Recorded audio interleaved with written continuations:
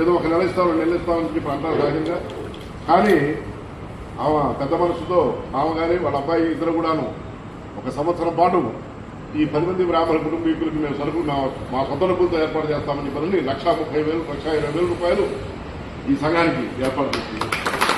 ఇంకా ఆమెకి అభినందన తెలియవలస్తున్నాం.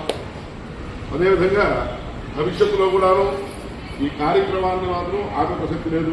సరుకులు పంపిణీ సేవా కార్యక్రమం మాత్రం ఉన్న వాళ్ళు దీన్ని నిర్వర్తించడం కాస్త ఇబ్బందికరంగా సాగింది.